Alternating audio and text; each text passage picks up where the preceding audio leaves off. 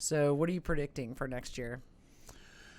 I'm predicting it's not going to be as bad as 2020. I think things will open up. I mean, the bar is set mighty low, but I think it is set pretty low. When you have people out there going, "It's going to be horrible, a very horrible, horrible time." The worst is yet to come. It's like, wow. The worst is yet to come. Captain Sunshine over here. Good to see you again. Good Lord. So, are you predicting that the kids? Let's start with school. Our kids' own school. Are they going to go back to school in a normal fashion this year? In the fall, probably. Not till the fall, I would say. Harrison, what is your prediction? I agree with that. I'm going to go out on a limb here and say that when does the last trimester start for Garen? The last trimester begins in April? March, I think. All right. March might be a little early. I'm thinking that they are going to somehow figure out how to be all in person towards the end of the year. I think you're going to have a repeat. This is my feeling. My feeling is you're going to have a repeat of graduation similar to what Trevor had. Now, I will say, I didn't mind that graduation, actually. I didn't either. I think that's how they should do graduation moving forward. Yeah, weather permitting. I mean, yeah. just it was perfect. It was outdoors. Hot. It was at night. It was. Yeah.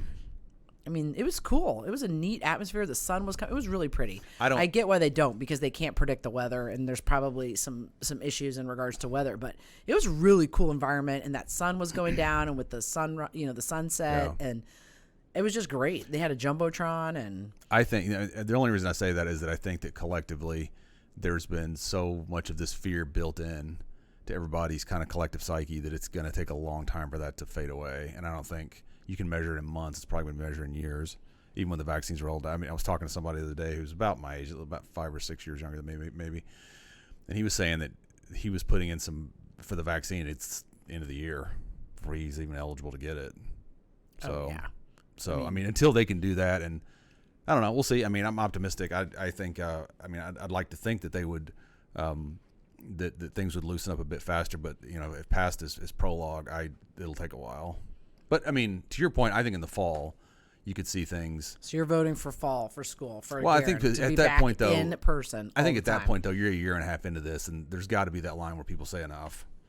Well, I am pushing for them being back in the classroom as soon as possible because they won't stop cooking at our house. I know, right?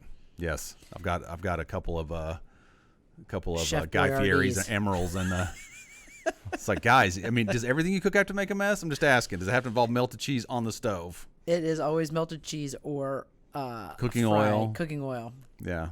Let's make cheese sticks. Yes. Let's make a batter, and let's take this. In their defense, I will say what they have chosen to make. That's good. Been pretty good. Yeah, the cheese sticks out there are good. It's pretty legit. Yeah. Like restaurant, like quality. I was like, this is pretty good.